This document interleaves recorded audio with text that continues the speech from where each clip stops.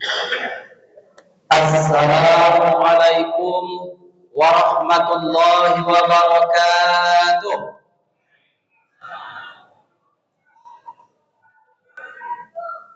Alhamdulillah, alhamdulillahillazi anzala as-sakinata fi qulubil mu'minin liyazdadu imanan ma'a imanihim.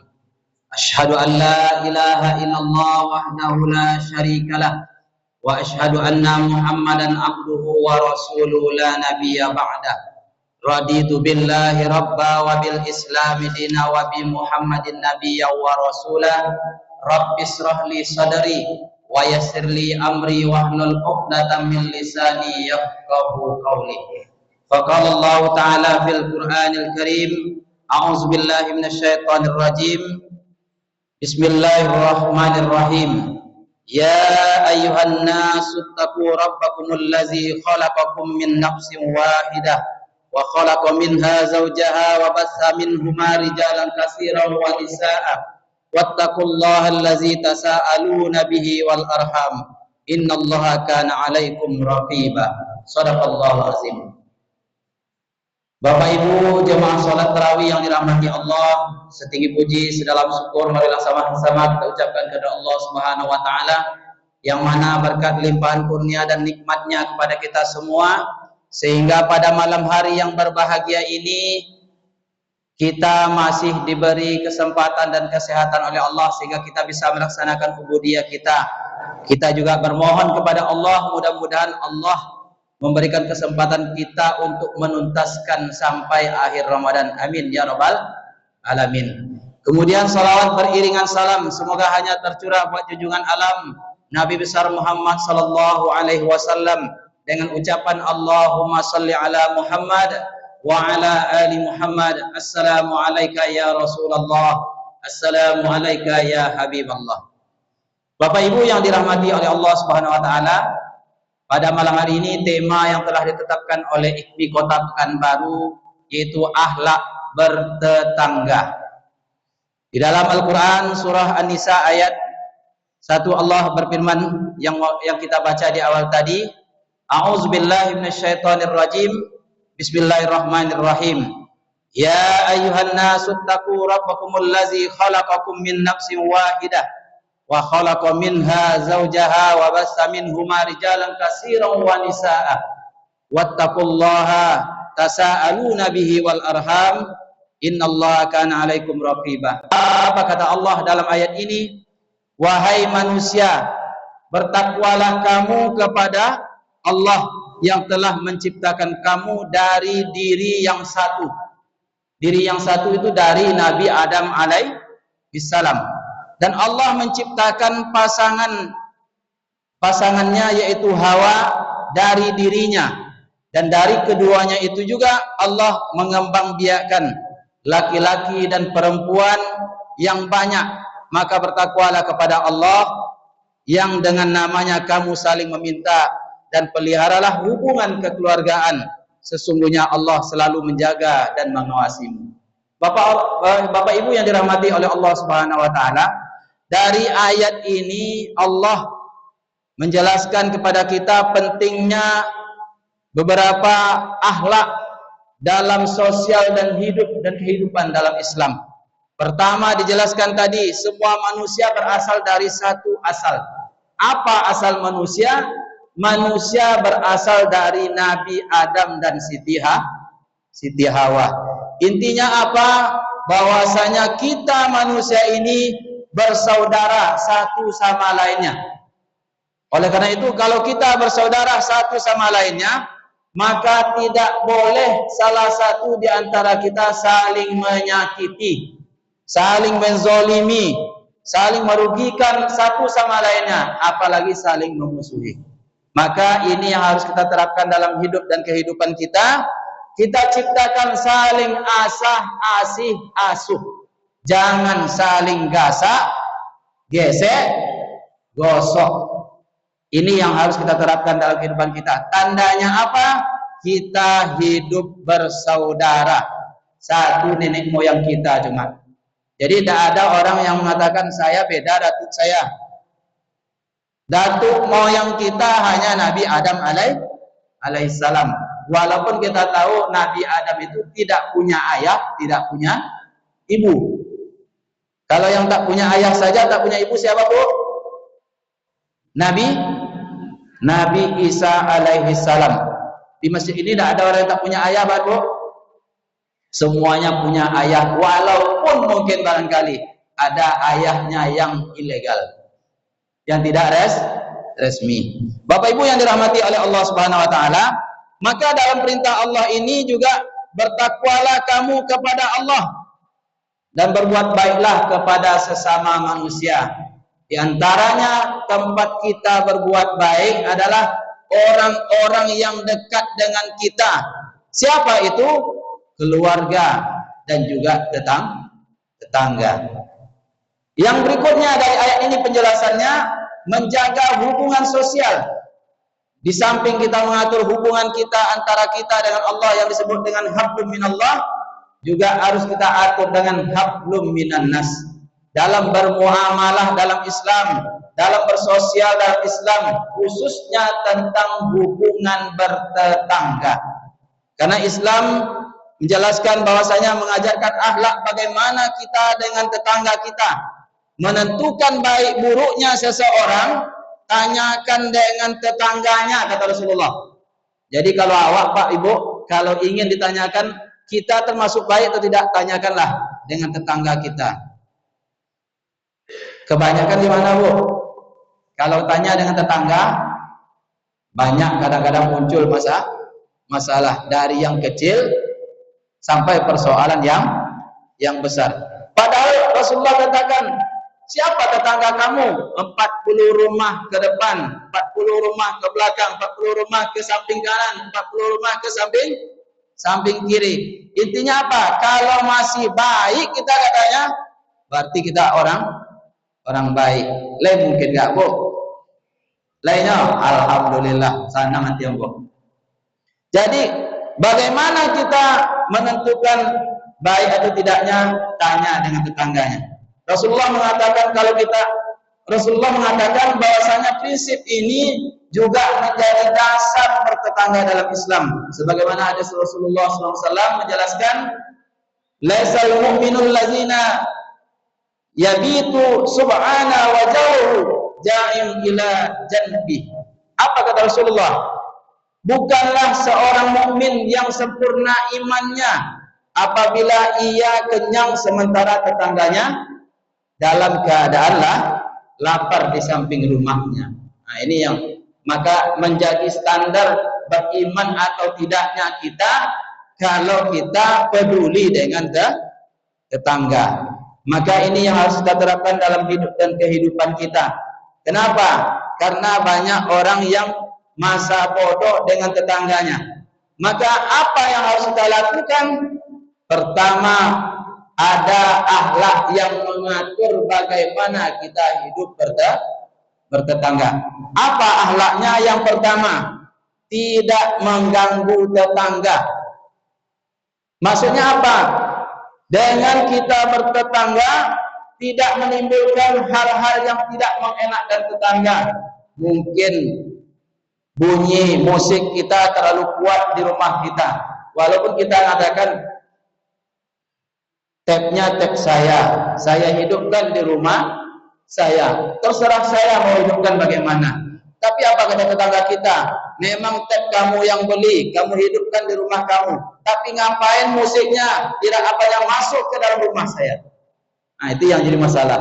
Kalau awak petentang-petenteng, Bu, tidak akan selesai. Jadi pahami aja lah. Itulah hidup bertetangga. Bapak Ibu yang dirahmati oleh Allah Subhanahu wa taala. Begitu juga kadang-kala kita memarkir mobil tanpa memikirkan perasaan tetangga. Ada jelas itu tetangga lewat di situ, kita parkir di depan pintu gerbang dia. Apa kata tetangganya? Aduh, tak punya perasaan lah orang ini. Dan jelas awak nak keluar, dikasihnya pula perbodeng di depan. Tak bisa keluar. Ini kadang-kadang juga harus memunculkan rasa dengan tetangga. Bapak Ibu yang dirahmati oleh Allah Subhanahu wa taala, makanya kita harus membuat kenyamanan dengan tetangga kita supaya tetangga kita tidak merasa terganggu. Seperti apa? Seperti yang dilakukan Rasulullah sallallahu alaihi wasallam. Di mana Rasulullah sallallahu alaihi wasallam dalam kesehariannya dia bertetangga dengan orang Yahudi. Yang namanya orang Yahudi dijelaskan oleh Allah, walan tarda ankal yahudu walan nasara hatta tattabi'a millatahum. Jadi ketika dia bertangga dengan orang Yahudi, Rasulullah berangkat ke masjid. Setiap hari dilemparnya dengan kotoran. Setiap hari dilemparnya dengan kotoran. Tapi apakah Rasulullah marah? Tidak. Dia pahami, mungkin tetangga saya ini tidak tahu apa yang saya lakukan ini. Suatu ketika Rasulullah lewat, tak nampak, tak ada tetangganya. Kok hening saja? Biasanya dia melempari saya dengan kotoran, dengan tanah dan lain sebagainya, bahkan meludahi saya pas lewat di depan rumahnya. Wahai tetangga sebelah, kemana tetangga saya ini perginya? Kata Rasulullah. Maka pada waktu itu tetangga sebelah rumah mengatakan, wahai Rasulullah, dia sekarang lagi dalam keadaan sakit. Mendengar kalimat itu Rasulullah pulang dari masjid, mampir langsung ke rumahnya. Jadi nak pada ndang wak dabo ya. Iko kadang-kadang mumpung kesempatan ada di depan mata, aku tu balik cik lu. Tapi dia tidak. Dia datang. Ketika Rasulullah datang kepadanya, lalu apa kata orang Yahudi tadi? Wahai Muhammad, setiap hari saya memberikan ketidaknyamanan buat kamu. Saya sering melempari kamu dengan kotoran. Kenapa engkau mau juga melihat aku yang sedang sakit? Begitu kata orang Yahudi tadi kepada Rasulullah. Tapi apa kata Rasulullah? Islam mengajarkan kami untuk berbuat baik dengan tetangga. Itu kata Rasulullah. Islam mengajarkan kami untuk berbuat baik dengan tetangga. Walaupun tetangga kita itu tidak baik dengan kita, balaslah keburukan itu dengan kebaikan. Kalau bisa bu, dilemparnya rumah awak dengan tai bu, antar goreng ayam ke rumahnya. Lah bisa bu? Anda kata ibu. Kalau nak berbalik nak sanam Ustaz. Kalau lempar dengan kerikil sebadan kelingkiang, ambo balik jam segadang tinju baru nyaman. Itu ndak hebat awak bertetangga. Jadi apa yang terjadi? Melihat Rasulullah berbuat baik itu muncul rasa sentuhan dari orang Yahudi. Ya Muhammad, hari ini juga saya ingin masuk agama Islam. Jadi dengan hal yang dilakukan Rasulullah tersentuh hatinya. Kadang-kadang ada orang bu, kalau dia sering mengganggu kita, melempar kita, perlu juga kita introspeksi. Jangan cepat-cepat nyalakan tetangga. Ini kadang-kadang bapak ibu nyalain tetangga, tak tahu introspeksi diri. Dah jelas setiap hari kita kadang-kadang masak rendang sampai baunya ke rumah tetangga, tapi dagingnya tak pernah sampai bu. Dikipas-kipas lagi ikan bakar enak, tapi tak sampai dengan tetangga. Apa kata tetangga awak? Iko tetangga kurang ajar, soknya daging kawaknya. Yang dagingnya aja ikannya tak pernah sampai. Itu muncul rasa iri. Iri dia, salahkah dia? Belum tentu murni salah dia juga karena gara-gara kita. Maka ini yang harus kita lakukan dalam hidup dan kehidupan kita.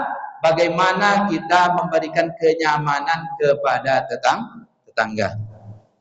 Bapak Ibu yang dirahmati oleh Allah Subhanahu wa taala, yang kedua yang harus kita lakukan akhlak bertetangga, menolong tetangga yang membutuhkan, apalagi dalam kondisi kesusahan.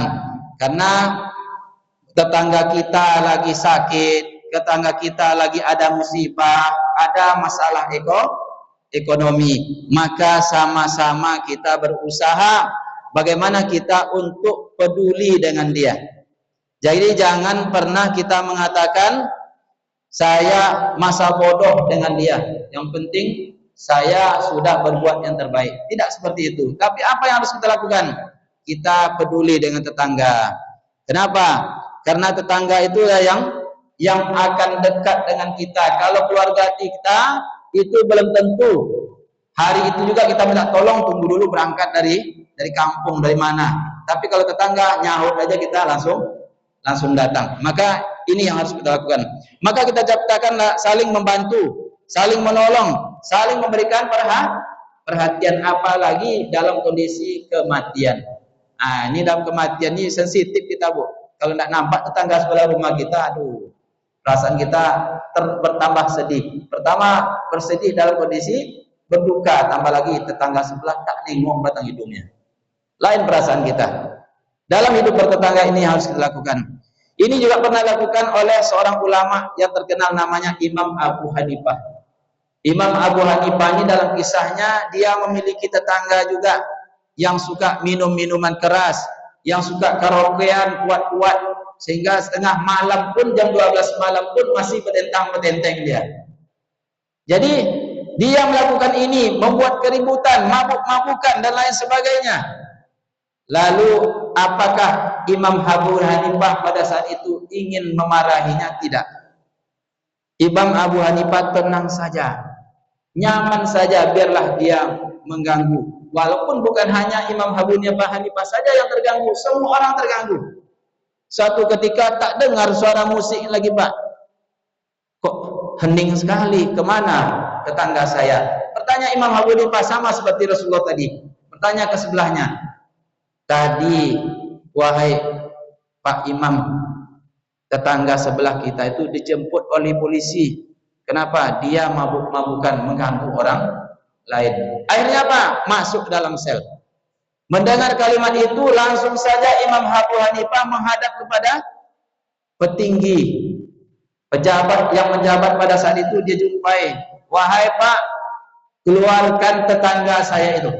Begitu Imam Abu Hanifah itu melakukan negosiasi untuk mengeluarkan tetangganya yang ketangkap tadi lagi minum. Sampai keluar, bertemulah pemabuk tadi dengan Imam Abu Hanifah. Lalu apa kata dianya? Bukankah engkau sering saya ganggu, sering membuat tidak nyaman terhadap kamu? Kenapa kamu mau menolong saya? Ini pertanyaan dia. Kenapa kamu mau menolong saya, wahai Pak Imam? Maka kata Imam Abu Hanifah, itulah kita gunanya bertetangga. Maka dalam bertetangga itu kita ciptakan saling tolong menolong. Ketika kamu masuk dalam penjara, tersentuh hati saya ingin menolong kamu. Itu luar biasa. Kalau awak tidak peduli udah terbuk ya. Apa ucapan awak, Bu? Kalau buat onar jadi ke rumah awak, mari buijnya minum-minum, masuk penjara aja. Apa ucapan awak, Bu? Alhamdulillah. Maka walaupun bagaimanapun tetangga awak, dialah harus kita bagaimana jalin hubungan baik kita dengan dia. Jangan sampai bertetangga kena penyakit SMS. Suka melihat orang susah, susah melihat orang senang. Iko yang berbahaya menjelang lebaran ke, Bu. Lah dia hitung-hitung apa yang dibeli tetangga ambo yo. Di mana ada BPT-nya. Banyak orang yang kadang-kadang yang tak senang dengan tetangganya berlebih. Apalagi kadang-kadang dia dapat rezeki lebih dari kita. Bahasa orang awaknya, budo yang mendaki, omoknya yang sosak. Itu yang kodok terjadi. Sehingga kadang-kadang nengok tetangga beli mobil baru mau lebaran, awak pun masuk rumah sakit. Dia apa Pak? Tadi mano-mano dapat PT di siang itu. Itu yang tak boleh. Seharusnya SMS apa? Suka melihat orang senang, susah melihat orang susah. Jangan terbalik. Senang melihat orang susah, susah melihat orang senang. Makanya kadang-kadang bertetangga banyak problema, banyak masalah. Kalau tak percaya, tanya hati kita masing-masing. Tidak ada orang yang aman-aman saja bertetangga. Kadang-kadang persoalan kecil saja masalah. Maka yang harus kita terapkan saling memahami dan saling memaafkan. Bapak Ibu yang dirahmati oleh Allah Subhanahu wa taala, yang ketiga, waktu masih ada, Bu, 3 menit lagi. Yang ketiga, akhlak bertetangga adalah berbagi makanan. Ibu-ibu kalau sudah masak di rumah mau berbuka, ingat-ingat tetangga sebelah rumah kita. Jangan makan seenaknya saja seperti yang saya bilang tadi. bakar ikan di depan rumah, asapnya masuk ke rumah tetangga, tapi tak sampai ikan di tetangga. Banyak orang tetangga awak, lah rontok dulu hidung awaknya tak sampai ikan ke awak. Itu yang menjadi masalah. Maka Rasulullah menganjurkan ketika Rasulullah berkata kepada Abu Zar, wahai Abu Zar, iza tabahta marakat faksiru ma'aha wa ta'ahad jironaka. Apa kata Rasulullah kepada Abu Zar? Jika engkau memasak sayur atau makanan yang berkuah, maka banyakkanlah kuahnya. Berikan kepada tetangga. Kuahnya yang kita berikan, Bu. Iya, Bu. Maksudnya ada kata-kata sindiran. Banyakkan kuahnya, lebihkan memasaknya sedikit. Supaya tetangga juga merasakan apa yang kita rasakan. Kalau kita mantap bertetangga ini, Bu, luar biasa, Bu. Tetangga sebelah rumah buat sate, sebelah rumah kita buat pecel, kita buat bakso. Ternyata ketika kita masak sate, kita lebihkan, kipas-kipasin, baunya sampai ke tetangga, ternyata satenya juga sampai ke tetangga, Bu. Rumah sebelah diantar, rumah sebelah diantar.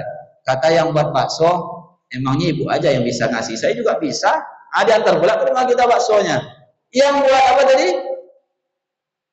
Yang buat pecel, saya juga ingin merasakan masakan saya buat tetangga saya, diantar sampai rumah, tengok deh, banyak banget makanan tuh. Itu gara-gara dalam bertetangga mantap. Tapi kalau cobalah tak mantap bertetangga. Tapi jangan berharap, Bu, ya. Jangan berbalas kasih ketika kita ngantar harapan dibalas, tak dibalas kecewa. Jangan seperti itu. Mungkin itulah rezeki kita saat itu.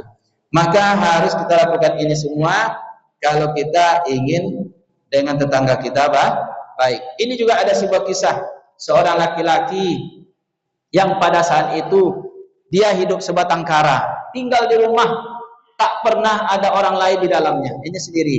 Jadi dia masuk rumah, tutup pintu, tak baik dan tak pernah bergaul dengan tetangga. Tapi tetangga sebelah rumahnya paham, karena paham dengan dia, setiap saat diantar di depan pintunya makanan.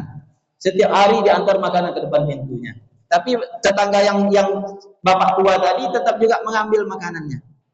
Beberapa bulan kemudian tak nampak bapak tadi, meninggal. Ternyata meninggal dia, orang masuk ke dalam rumahnya karena dia sebatang kara. Maka dibersihkan rumahnya semuanya.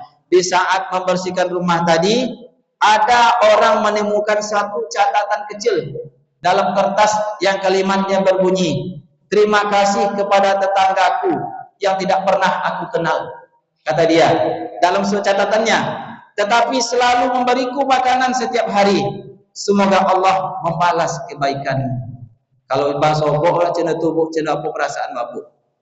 Menetes air mata awak. Ternyata walaupun tak pernah dia bertata krama dengan kita, tapi ketika kita memberinya, dia masih terbesit di hatinya mengucapkan terima kasih, walaupun hanya dalam berbentuk catatan. Menangislah tetangga tadi melengoknya. Luar biasa. Jadi sekecil apapun amalan kita tetap dinilai sisi Allah Subhanahu wa taala. Ini yang harus kita lakukan. Kemudian yang terakhir, menjaga kehormatan tetangga. Jangan saling memfitnah, jangan saling mengucingkan, jangan suka membuka aib tetangga. Jangan jadi kompor pula, Pak, Bu. Jadi tetangga punya masalah, kita jadi kompornya. Bagaimana? Walaupun masalah itu besar, kita redam. Bagaimana dia bisa kecil? Inilah harus kita lakukan dalam hidup dan kehidupan kita. Bagaimana kita bertetangga dengan baik.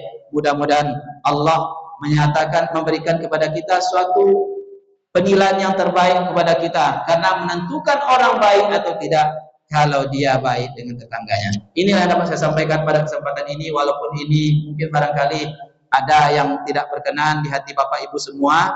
Jika ada jarum yang patah, jangan disimpan di dalam peti. Jika ada kata yang salah, jangan disimpan di dalam hati. Sungguh indah kota Jakarta, di sana ada istana presiden.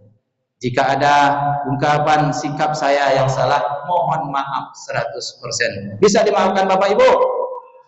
Ya, burung irian, burung cendrawasih. Cukup sekian, terima kasih. Sekali lagi saya tutup dengan doa kafaratul majelis. Subhanakallahumma wa bihamdika asyhadu an la ilaha illa anta wa astaghfiruka wa atubu ilaik. Wassalamualaikum warahmatullahi wabarakatuh.